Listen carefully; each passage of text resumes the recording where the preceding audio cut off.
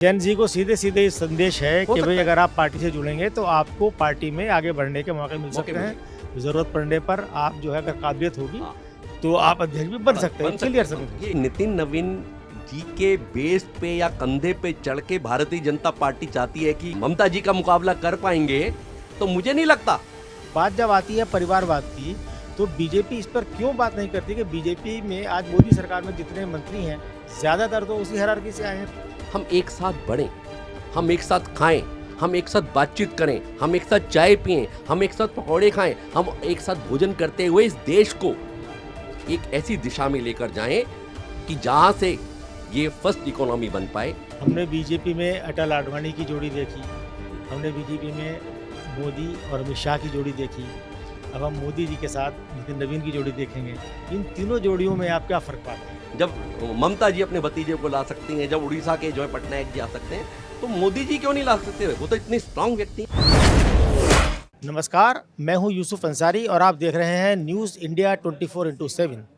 आज के इस कार्यक्रम में आपका स्वागत है। कार्यक्रम है आज न्यूज़ रूम में आज के मेहमान, और आज के मेहमान हैं राजनीतिक विश्लेषक संजीव उनियाल साहब। इनसे हम देश के मौजूदा राजनीतिक हालात पर खुलकर चर्चा करेंगे। संजीव उनियाल साहब, आपका बहुत बहुत स्वागत है इस कार्यक्रम में। संजीव जी, नमस्कार यूसुफ जी।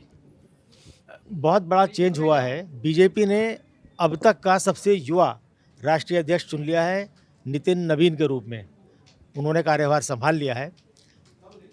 इस बदलाव को आप कैसे देखते हैं? ये सिर्फ भारतीय राजनीति को प्रभावित करेगा, बीजेपी को प्रभावित करेगा, या पूरी भारतीय राजनीति को प्रभावित करेगा? बीजेपी के क्या मकसद हैं?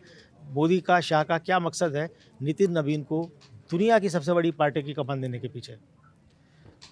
यूसुफ जी, आपको और आपके करोड़ों दर्शकों को नमस्कार। मेरा इंटरप्रिटेशन इसमें हल्का सा अलग रहेगा। आपने बोला मोदी और शाह का ये डिसीजन कितना कारगर रहने वाला है ग्लोबली, भारतीय परिप्रेक्ष्य में और स्टेट के परिप्रेक्ष्य में। मैं ये मानता हूं कि ये दो लोगों का डिसीजन नहीं है। आपकी इसमें कोई गलती नहीं है, क्योंकि भारतवर्ष के आज़ाद इतिहास में अगर हम देखें तो परिवारवाद की जो राजनीति रही, जहां पर एक या दो लोग डिसाइड किया करते थे राष्ट्रीय अध्यक्ष मेरा पोता होगा, मेरा दादा होगा, मेरा जीजा होगा, मेरा बेटा होगा, ये पार्टी बार बार बताती है, बार बार जताती है, अपोनेंट्स की आंखें खोलती है।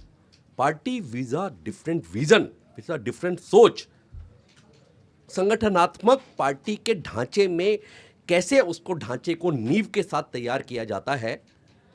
और जब इस तरह के कोई डिसीजंस होते हैं ना, तो अगर माइन्यूटली उनको पढ़ा जाए राजनीतिक आइज से, क्यों आप इतने पुराने, आप तो लगभग 30 वर्ष का आपका कैरियर रहा है यूसुफ भाई, तो आप पढ़ सकते हैं। You have to read between the lines. मैं लॉयर हूं, तो हमारे यहाँ कहते हैं कि लॉ में जो लिखा गया है, अच्छा लॉयर वो है जो who reads between the lines. तो आप ये पढ़िए कि जब अमित शाह और मोदी पर ऐसा इल्जाम लगाया जाता था कि ये दो लोग पार्टी चलाते हैं, तो एक ऐसा बिहार का एक छोटा सा बच्चा जिसके बारे में कोई नहीं जानता था, आपके जैसे पत्रकारों को छोड़कर, आम समाज 99% अनभिज्ञ था। सिर्फ वहां के, क्योंकि 5 बार लगातार जीत कर आने वाले कैंडिडेट हैं, एमएलए हैं, और मिनिस्टर भी काफी टाइम तक रहे ट्रांसपोर्ट के, थोड़े टाइम तो कुछ लोग जानते होंगे, परंतु संगठनात्मक रूप से ये व्यक्ति इतना स्ट्रांग है। भारतीय जनता पार्टी की युवा जो मंच है, युवा जो सोच है, उसमें से निकला हुआ ये व्यक्ति और इस कद तक पहुंच जाएगा, तो इस संगठन को स्ट्रांग करने की तरफ एक बहुत बड़ा संकेत है। और ये बताता है कि आज बड़े बड़े नामों की रेस को पीछे छोड़ते हुए जो संगठनात्मक रूप से जो पार्टी में कोई आपस में को एग्जिस्टेंस कर सकता है, कॉमन प्लेटफॉर्म पर सबको ला सकता है, सबके साथ मिलकर समन्वय करता हुआ आगे बढ़ सकता है। ओम संगच्छोदम संवदोदम संवो मनानसी जानताम देवा भावगम यथा पूर्वे संजानाना उपासते। हम एक साथ बढ़ें, हम एक साथ खाएं, हम एक साथ बातचीत करें, हम एक साथ चाय पिएं, हम एक साथ पकौड़े खाएं, हम एक साथ भोजन करते हुए इस देश को एक ऐसी दिशा में लेकर जाएं कि जहां से ये फर्स्ट इकोनॉमी बन पाए और ये सर्वश्रेष्ठ जो है वो सिंहासन पर भारत माता का ताज उस पर दोबारा से जो है स्थापित करने का जो सपना शायद भारतीय जनता पार्टी ने मन में रखा हुआ है, उसको संजोया है, तो उसका प्रकटीकरण मुझे लगता है यूसुफ समय समय पर होता रहता है। तो आप ये कोई आपने बताया कि ये एक दूरगामी सोच का नतीजा है और बीजेपी में अनएक्सपेक्टेड फैसले होते हैं, खासकर पिछले 10-12 साल से तो लगातार हम देख रहे हैं। उससे पहले भी बीजेपी में मैं मानता हूँ कि जब कुशाभाऊ ठाकरे को अध्यक्ष बनाया गया था, अटल बिहारी वाजपेयी, आडवाणी और मुरली मनोहर जोशी की तिकड़ी के बाद पहले अध्यक्ष कुशाभाऊ ठाकरे, तब वो खबर मैंने ब्रेक की थी, तब मैं अखबार में था, तो तभी उन्होंने उनके बारे में किसी ने नहीं सोचा था। तो बीजेपी तो मानी जाती है, लेकिन जैसे आपने कहा कि एक सवाल उठ रहा है कि साहब संघ का इसमें क्या रोल है और संघ के कितने नज़दीक हैं नितिन नवीन, क्योंकि बीजेपी में ये कहा जाता है कि बीजेपी का अध्यक्ष कौन होगा ये संघ तय करता है, बीजेपी नहीं तय करती। आपने बिल्कुल ठीक कहा, और क्लैरिफिकेशन के लिए बहुत ज़रूरी है दर्शकों के कि अगर ऐसा होता तो शायद राम माधव जैसे और कितने ही अनेकों लोग, श्रीमान रामलाल जी भी संगठन मंत्री रहे इसमें, तो अभी संतोष BL संतोष है संगठन मंत्री, जो राष्ट्रीय स्वयंसेवक संघ से भारतीय जनता पार्टी के बीच में समन्वय का काम करते हैं, और संघ के 2800 या 2900 प्रचारक हैं, उनमें से किसी प्रचारक को बहुत आसान था अगर ऐसा होता, अगर आप इस सोच से चलते अगर हम, कि भारतीय जनता पार्टी एक इसी परिवार का पॉलिटिकल विंग मान लीजिए, आइडियोलॉजी मान लीजिए, या विचार परिवार का एक सदस्य मान लीजिए पॉलिटिकली, तो बहुत आसान था कि किसी एक प्रचारक को लेकर उसको बनाया जा सकता था और कहा जा सकता था, आपकी बात को इस्टेब्लिश किया जा सकता था यूसुफ भाई, कि भारतीय जनता पार्टी में डिसीजंस राष्ट्रीय स्वयंसेवक संघ लेता है। परंतु ये आपकी बात को दोबारा से पोषित करता है कि नहीं, ऐसा नहीं है। संघ हो सकता है कि सिर्फ निगरानी रखता हो, बातचीत करता हो, देखता हो, पर आज भारतीय जनता पार्टी वर्ल्ड की सबसे बड़ी पार्टी, वो क्लेम करते हैं 32-33 करोड़ के सदस्य हैं उनके, तो उनको राष्ट्रीय स्वयंसेवक संघ की बहुत जरूरत नहीं है कार्यकर्ताओं कुछ तो रोल रहा होगा, संघ की सहमति जरूरी होगी, उनसे मशवरा किया होगा, उसके बिना तो, क्योंकि ये माना जाता है कि बीजेपी तो संघ का ही पॉलिटिकल आउटफिट है। यूसुफ भाई, आपका फर्ज यही है कि उसमें और कुरेदा जाए, पर मैं आपको जरूर बताऊंगा, क्योंकि मैं स्वयंसेवक रहा और छोटे से, इसीलिए मैंने ये सवाल पूछा आपसे। तो बड़े मतलब मैं छोटे स्तर पर बताता हूँ कि जब MLA का इलेक्शन हुआ हमारे क्षेत्र में, मैं जिला कार्यवाह रहा है, ऐसा एक दायित्व संघ का दायित्व रहा, तो उनके साथ कहीं ना कहीं कोऑर्डिनेशन रहा इलेक्शन के टाइम पे।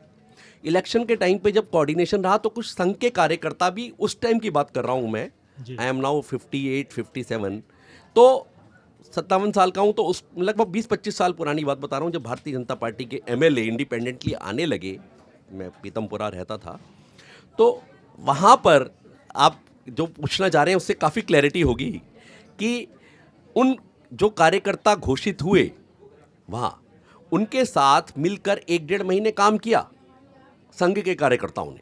उनके अपने कार्यकर्ता भी थे, कमज़ोर टीम थी भारतीय जनता पार्टी की उस टाइम। हम लोगों ने काम किया और उनको जितवाया।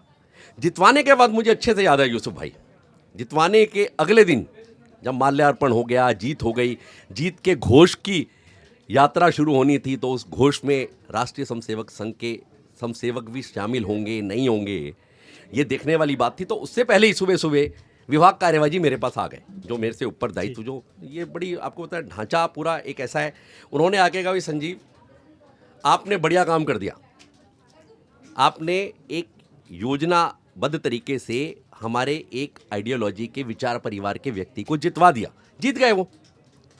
अब बाकी का काम, संघ का काम दोबारा शाखा में आना, शाखा को संभालना और संघ के काम को बढ़ाना, जो सेवा भाव जिसका बैकबोन में है, तो आपने दोबारा से अपने काम को संभालना है अब।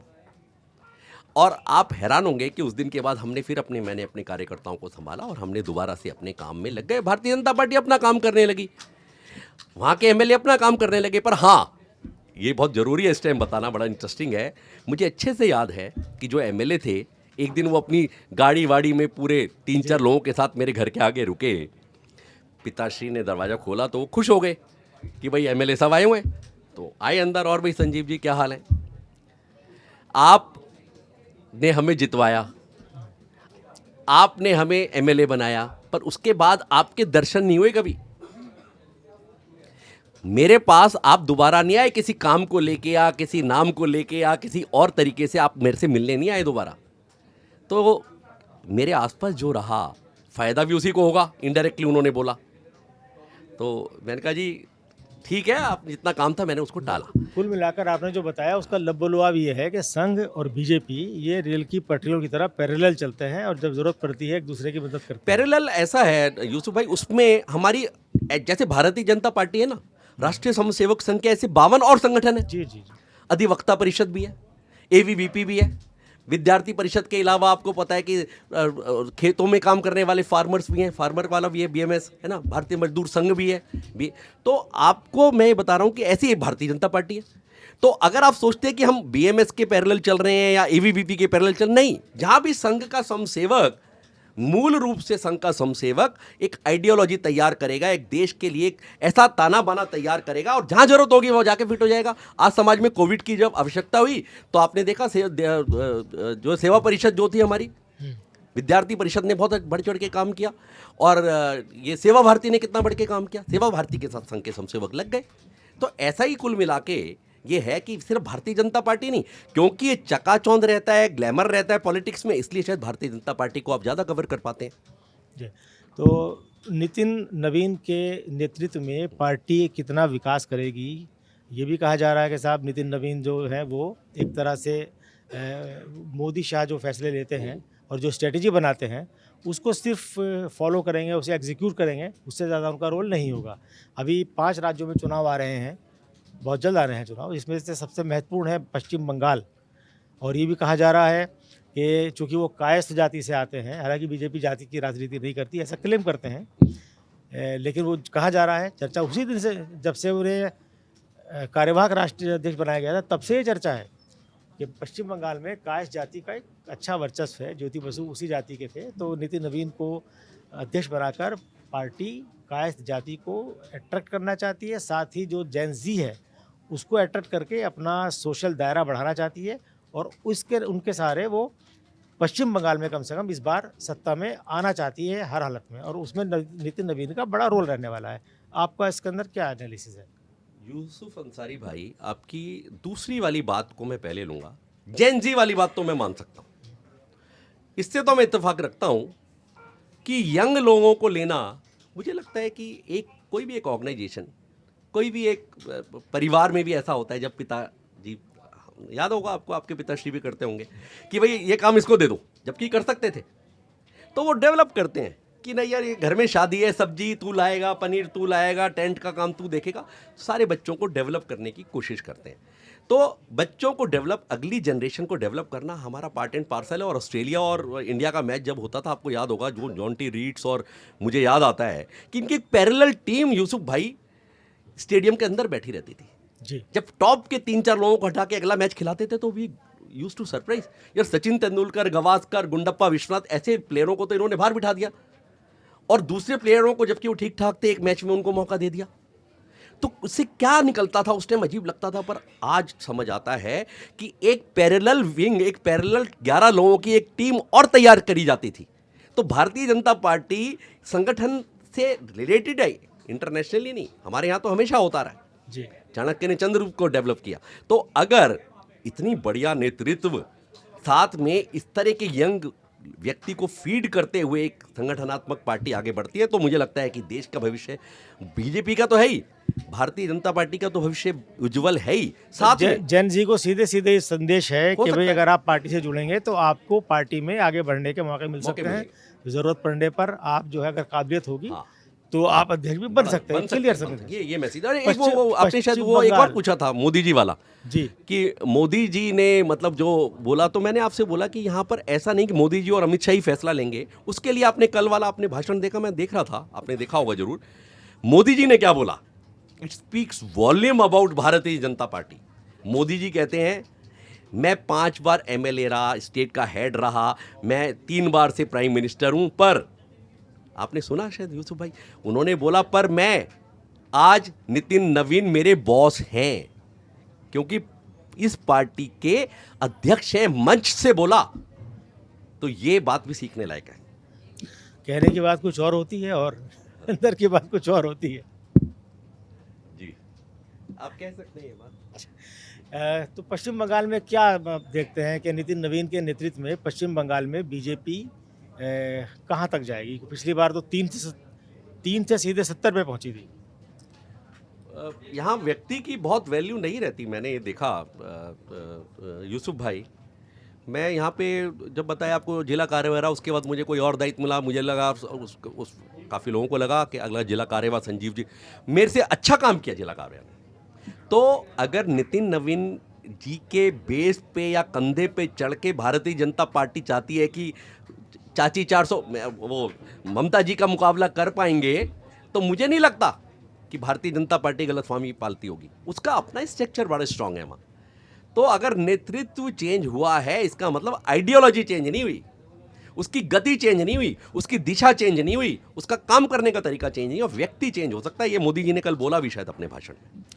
तो इस फैसले का भारतीय राजनीति पे क्या असर पड़ेगा? क्या डायनेमिक्स होगा? क्या बहुत दूसरी अच्छे। पार्टी इस पे इसको इससे कुछ सबक ये सीखेंगी? प्रश्न आपका दूसरी बहुत पार्टी? अच्छा है यूसुफ भाई। मुझे लगता है कि ये जो परिवारवाद की राजनीति है ना, इसके लिए एक बहुत बड़ा प्रश्न चिन्ह है, सेल्फ इंट्रोस्पेक्शन का विषय है। चाहे वो बीएमसी के इलेक्शन हार के हो, चाहे बिहार के इलेक्शन हार के हो, आने वाले टाइम में भी पता नहीं क्या क्या रहने वाला है। तो ये मुझे लगता है कि लालू जी के पुत्रों के लिए, इधर जो है वो ममता जी के लिए, उधर वो स्टैलिन एंड कंपनी के लिए, उड़ीसा में पटनायक जी के लिए, और कांग्रेस के लिए तो है ही शायद बहुत बड़ा प्रश्न चिन्ह कि क्या आज आपके मीडिया के माध्यम से, सोशल मीडिया के माध्यम से जैन जी इतनी स्मार्ट हो गई है।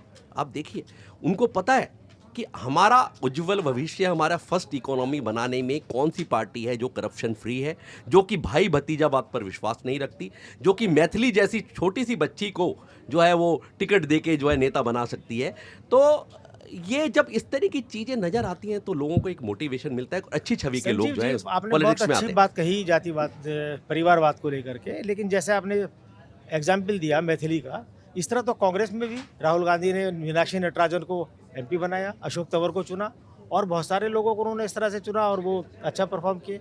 बात जब आती है परिवारवाद की, तो बीजेपी इस पर क्यों बात नहीं करती कि बीजेपी में आज मोदी सरकार में जितने मंत्री हैं, ज़्यादातर तो उसी हायरार्की से आए हैं। पीयूष गोयल उनके फादर थे, ओपी गोयल जी, और आप देखिए बांसुरी स्वराज सुषमा स्वराज की बेटी हैं, राजनाथ सिंह के बेटे नीरज हैं। ऐसी एक लंबी फहरिस्त है कि जो एस्टेब्लिश नेता हैं, बाद में उनके बच्चे राजनीति में आए। तो क्या ये परिवारवाद नहीं है? या ये परिवारवाद कांग्रेस के परिवारवाद से अलग है? अलग है तो कैसे?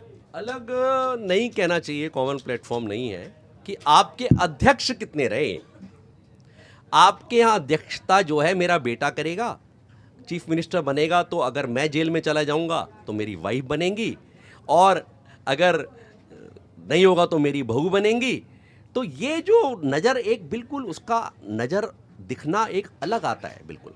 और अगर आज भारतीय जनता पार्टी मोदी जी की भतीजी को एक काउंसलर का टिकट नहीं देती, आपने पढ़ा होगा, मोदी जी के भतीजे को अगर आज राष्ट्रीय अध्यक्ष बना दिया जाता भारतीय जनता पार्टी का, तो कोई बड़ी बात नहीं थी, बड़ा सम्मान सा था, क्योंकि उनके पास बड़े थे कि भाई जब सोनिया गांधी के जब चल सकता है, राहुल गांधी से, राजीव गांधी से, जब टीएन से चल सकता है, तमिलनाडु में चल सकता है, जब ममता जी अपने भतीजे को ला सकती हैं, जब उड़ीसा के जो है पटनायक जी आ सकते हैं, तो मोदी जी क्यों नहीं ला सकते? वो तो इतने स्ट्रांग व्यक्ति हैं। लेकिन कांग्रेस में तो अगर नेहरू के बाद इंदिरा गांधी ने तो सीधे बागडोर नहीं संभाली देश की, ना देश की ना पार्टी की, और उसके बाद नरसिम्हा राव भी रहे, डॉक्टर मनमोहन सिंह 10 साल प्रधानमंत्री रहे, तो कहाँ वो हायरार्की? दूसरी बात, आंध्र प्रदेश में जब वाईएसआर रेड्डी की डेथ हुई अनफॉर्चुनेट एक विमान दुर्घटना में, उसके बाद उनके बेटे ने एड़ी चोटी का जोर लगाया मुख्यमंत्री बनने के लिए, लेकिन कांग्रेस ने नहीं बनाया।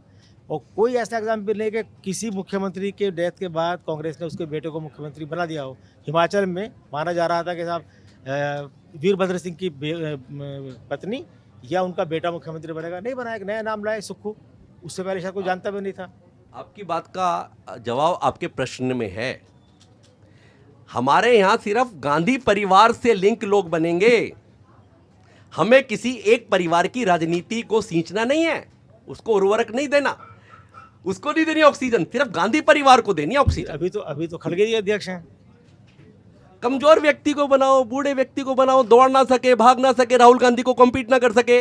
यूसुफ भाई, चलिए खैर ये अपने आपकी राय है, लेकिन मैं जानना ये आपसे चाह रहा था कि जो नितिन नवीन को बनाकर बीजेपी ने एक मैसेज दिया है, उसको भारतीय राजनीति की डायनामिक्स पर क्या कोई आप असर देखते हैं आगे चल के? भारतीय राजनीति में जो आप मुझे लगता है कि शायद जब 1968 में भारतीय जनसंघ बना तो अटल बिहारी वाजपेयी जी 46 ईयर्स के थे और अडवाणी जी जब बने भारतीय जनता पार्टी के तो वो भी शायद 47 या 46 थे। तो आज की दुनिया में जब पूरा चेंज आ चुका है और नवीन जो है नितिन नवीन जी जो हैं वो 45 ईयर्स के नेता बने हैं और जोड़ी शायद मुझे लगता है कि आप जोड़ी की तरफ इशारा करना चाह रहे हैं शायद कि जोड़ी रही पहले अडवाणी जी की और उस पर मैं आऊँगा बाद में। तो अभी प्रश्न आपका ये है कि भाई आगे कैसे इसको चीज़ों को तो मुझे लगता है कि पार्टियों को सब अपने बारे में सोचना शुरू कर दिया सबने कि 85 ईयर्स के आपके नेता हैं और आप जो है वो यही 45 मैं जानना चाह रहा था कि जो बीजेपी ने ये कदम उठाया है, क्या ये एक मास्टर स्ट्रोक साबित होगा? दूसरी पार्टियां भी इस बारे में सोचेंगी कि हमें जेन ज़ी को अटेक करने के लिए नौजवान पीढ़ी को आगे लाना चाहिए? पर कर नहीं पाएंगी। पता है क्यों? जब यस्से स्नेहु भयम तस्से स्नेहु दुखस्य भाजनम स्नेह दुखानी मूलानी तानी व्यक्तत्वा वसेत सुखम। सबसे बड़ा जो यूसुफ भाई जो प्रॉब्लम है ना, स्नेह है। मेरे को अपने बेटे से स्नेह है, मेरे को अपनी भांजी से स्नेह है, मेरे को अपनी भतीजी से स्नेह है, मेरे को अपने दामाद से स्नेह है। जब भी स्नेह होगा तो पार्टी सेकेंडरी हो जाएगी, पार्टी का तत्व सेकेंडरी हो जाएगा, उसकी दिशा सेकेंडरी हो जाएगी, उसकी उन्नति सेकेंडरी हो जाएगी। मेरे परिवार को मैं पोषण दूंगा, पर यहाँ से ही सारी चीज़ें गड़बड़ होती हैं, इसलिए वो नहीं कर पाएंगे चाहते हुए भी। कहाँ से लाएंगे यंग लोगों को? आदित्य आए थे, क्या हुआ आदित्य का? कितना दुर्गति हुई? हमने बीजेपी में अटल आडवाणी की जोड़ी देखी, हमने बीजेपी में मोदी और अमित शाह की जोड़ी देखी, अब हम मोदी जी के साथ नितिन नवीन की जोड़ी देखेंगे। इन तीनों जोड़ियों में आप क्या फ़र्क पाते हैं? मुझे एक बात और अच्छी लगती है, आपने शायद एटमॉस्फेयर ऐसा दे दिया कि काफ़ी ऐसी बातें जो मैं नहीं बोलता हूँ। यूसुफ भाई, मुझे एक और चीज़ नज़र आती है, शायद ये जोड़ी हो सकता है आप इसके लिए एक टर्निंग पॉइंट हो और आप इसको याद रखना जो मैं कह रहा हूँ। ये जोड़ी वास्तव में मोदी जी और नितिन नवीन की जोड़ी नहीं याद की जाएगी। पता है किसकी याद की जाएगी? जी, योगी और नितिन नवीन की। आपका कहने का मतलब ये है कि मोदी जी के बाद योगी जी का नंबर? अब आप कुछ भी you can read between the lines. इतना बोल 75 दिया। होने वाले हैं, इतना आपने बोला है, आगे बोल लीजिए। 75 होने वाले हैं यूसुफ भाई। 75 तो हो चुके हैं। हाँ, तो मुझे नहीं लगता कि मोदी जी और ज़्यादा कर पाएंगे पूरा टेन्योर भी। मुझे ऐसा लगता है। नहीं, बहुत महत्वपूर्ण बात आप ये कह रहे हैं। तो क्या आप ये कहना चाह रहे हैं कि मोदी जी अपना तीसरा टर्म पूरा नहीं करेंगे, बीच में ही हेड चेंज हो जाएगा? अपने आप डिसीजन ले सकते हैं, वो अपनी कॉल ले सकते हैं। और नितिन नवीन और अगला, मैं ये नहीं कह रहा योगी जी आने वाले प्राइम मिनिस्टर होंगे। यहाँ नया नाम कभी भी आ सकता है, यहाँ किसी को कुछ नहीं पता होता। लास्ट आपने कहा था कि ये नितिन नवीन और योगी की जोड़ी रहेगी। हाँ, मैं तो ये मेरा पर्सनल आउटलुक है, मुझे ऐसा लगता है, पर फिर भी सर्टेन नहीं है। पर हाँ, मेरे हिसाब से जितनी मैं पॉलिटिकल समझ रखता हूँ, मैं सर्वज्ञ नहीं हूँ, कि आने वाली जोड़ी मोदी जी और नितिन नवीन की नहीं होगी। आने वाली जोड़ी नितिन नवीन और योगी की होगी। चलिए, बहुत जिम्मेदारी के साथ आपने ये बात कही। और चूंकि आप आरएसएस से लगातार जुड़े हुए हैं, आपको अंदर की खबरें होंगी, अंदर की हवा नहीं, अंदर की खबर नहीं है। आप ऐसे you can not put your words in my mouth, ऐसा नहीं है। मेरे को अंदर की ये संजीव उनियाल ने प्योरली अपने इंटरप्रिटेशन से बोला। वही मैं कह रहा हूँ कि आपका जो इंटरप्रिटेशन है उसे मैं ज़्यादा सटीक इसलिए मानता हूँ कि आप आरएसएस के आदमी हैं, आरएसएस से जुड़े हुए हैं, बीजेपी को बहुत नज़दीक से जानते हैं। और बीजेपी में अभी पिछले 12 साल से हम देख रहे हैं, 10-12 साल से, जब से मोदी जी आए हैं, वो कैसे हर फैसले से चौंकाते हैं। उनकी कैबिनेट का विस्तार होता है, फिर बदल होता है, किसी को पता नहीं चलता है। गुजरात में पूरी की पूरी कैबिनेट इस्तीफा दे देती है, किसी को पता नहीं चलता है। अध्यक्ष के लिए बड़े बड़े दिग्गजों का नाम चलते हैं, अचानक नितिन नवीन का नाम आता है, उससे पहले किसी ने सोचा नहीं होगा। तो इसलिए मैं मानता हूँ कि आपने आपकी खासियत ये है यूसुफ भाई कि आप मेरी पटरी पे आके जब चलने लगते हैं तो मुझे लगता है कि हाँ इसको कुछ और बताया जाए। तो आप बिल्कुल ठीक कह रहे हैं कि इन सब बातों को अगर देखें तो कुछ हो सकता है, कुछ नया, और मोदी जी कभी भी मुझे लगता है घोषणा कर सकते हैं, मुझे ऐसा लगता है। तो जो आने वाले 5 राज्यों के चुनाव हैं, वहाँ आप बीजेपी की परफॉर्मेंस किस तरह देखते हैं? जैसे तमिलनाडु में बीजेपी और तमिलनाडु, केरल और पुडुचेरी छोटा है, केंद्र शासित प्रदेश है। यहाँ बीजेपी की क्या परफॉर्मेंस आप देखते हैं? बीजेपी कितना बढ़ेगी? क्योंकि केरला 2022 में राष्ट्रीय कार्यकारिणी की बैठक हुई थी हैदराबाद में। वहाँ बीजेपी ने फैसला किया था कि हमें साउथ की तरफ देखना है और साउथ में जो 130 सीटें हैं उनमें से हम चाहते हैं कि अगले बार में हम ज़्यादा सीटें जीतें। तो क्या आपको लगता है कि इस विधानसभा चुनाव में बीजेपी केरल और तमिलनाडु में हाँ कोई कमाल ये आपने कर पाएगी? ठीक कहा। साउथ को लेके थोड़ा सा मन में रहता था कि भारतीय जनता पार्टी के इस विचार परिवार के कि हमारा काम वहाँ कम है, तो उसकी भी मुझे लगता है बैरियर तोड़ा है। आप देखिए 45 साल का मेयर तिरुवनंतपुरम केरला का पहली बार भारतीय जनता पार्टी का आया है, तो एक बहुत बड़ा साइन है कम्युनिस्टों के जो है ना गढ़ को भेद के, और वहाँ पर भारतीय जनता पार्टी का मेयर, ये अपने आप में बताता है, साधारण बात नहीं है यूसुफ भाई। तो साउथ में, और वो भी ऐसी जगह पर वहाँ पे डंका बोलना और अपना ध्वजारोहण कर देना भारतीय जनता पार्टी का, तो ये अपने बता रहा है कि हाँ आने वाला समय भारतीय जनता पार्टी का रहने वाला है। और साउथ में कमर कस के इस बार मुकाबला करने का शायद भारतीय जनता पार्टी ने मन बना रखा है, ऐसा आपके और अखबारों से पढ़ के मुझे पता लगता है। जैसे मेयर आपने बताया कि मेयर बना, आपने क्या बताया सच्चाई है।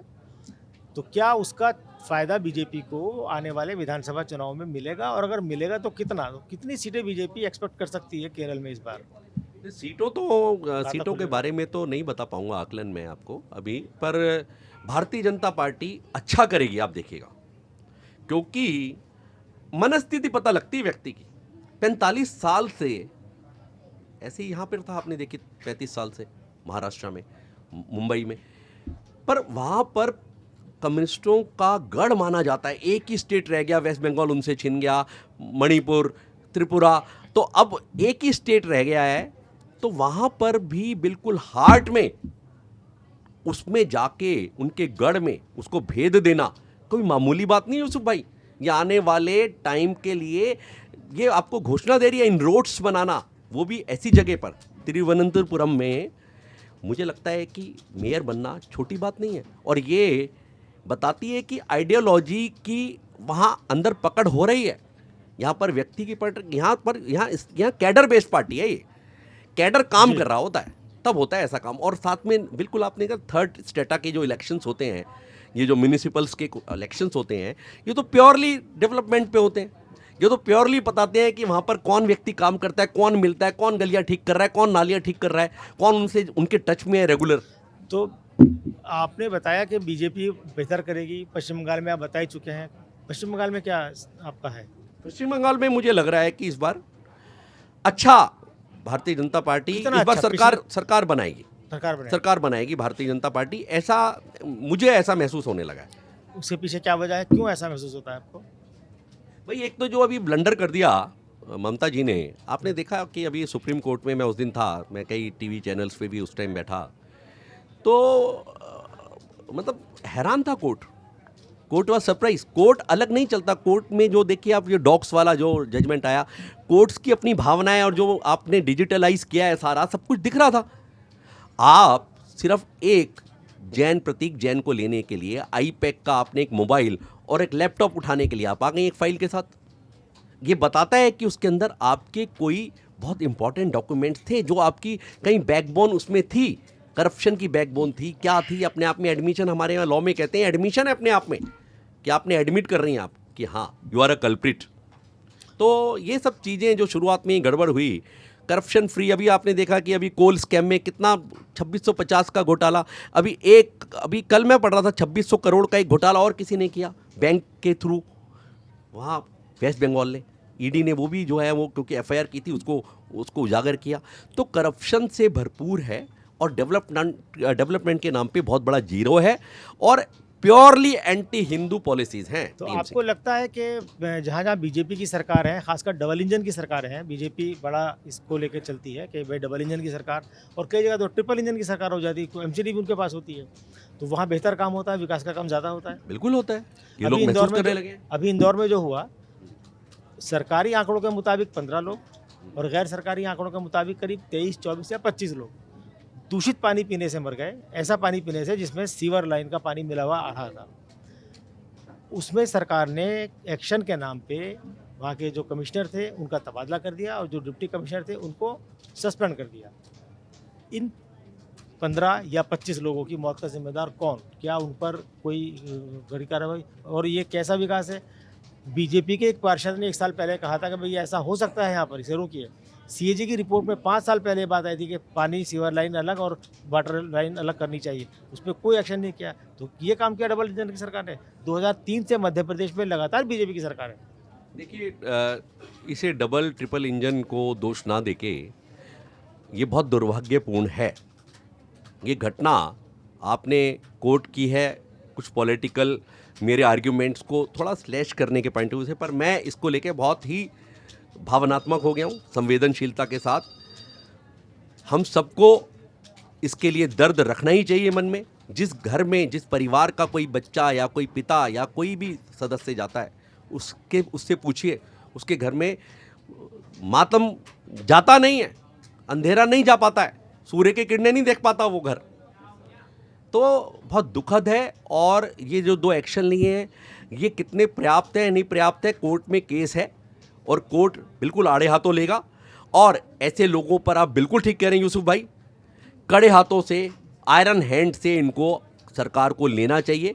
ऐसा नहीं सोचना चाहिए, कॉम्प्लेसेंट नहीं करना चाहिए। हमारी ट्रिपल इंजन की, डबल इंजन की सरकार है और इसके लिए भारतीय जनता पार्टी जानी जाती है, तो वो किसी को बख्शने वाली नहीं है, इतना मैं कह सकता हूं। अभी नोएडा में हुआ हादसा, एक इंजीनियर मर गया डूब के, जहाँ मॉल में बुनियाद खुदी हुई थी, पानी मर गया।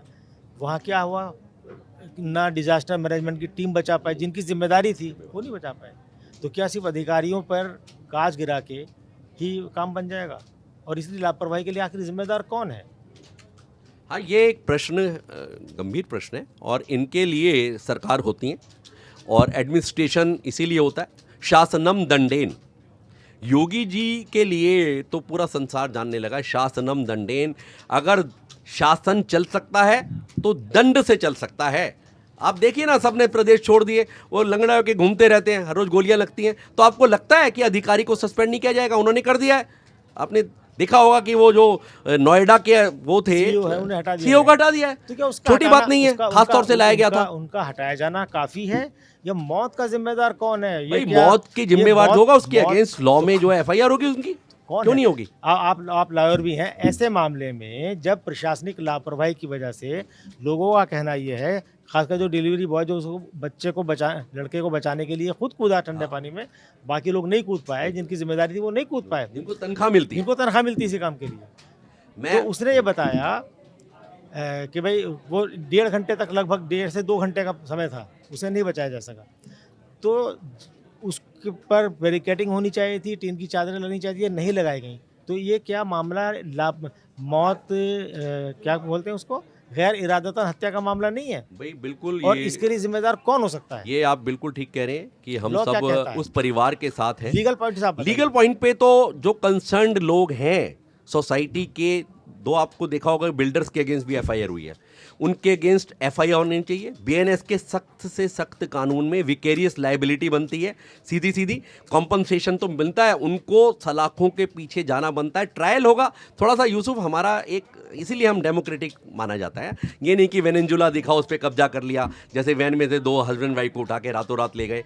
तो मतलब यहाँ पर जो ना लॉ ऑफ लैंड है, ये यहाँ पर जो है वो रूल ऑफ लॉ है। यहाँ थोड़ा सा भी ट्रायल चलेगा, पर आप ये मान के चलिए कि बख्शने वाला नहीं है मोदी, योगी जी किसी को बख्शेंगे नहीं। पिछले साल जब दिल्ली में सरकार बनी थी बीजेपी की, तब कहा गया कि इस बार हम पॉल्यूशन का पूरा सॉल्यूशन देंगे, और इस बार पॉल्यूशन से सबसे ज़्यादा हालत ख़राब है। 8 महीने में क्या एक्सपेक्ट करते हैं आप?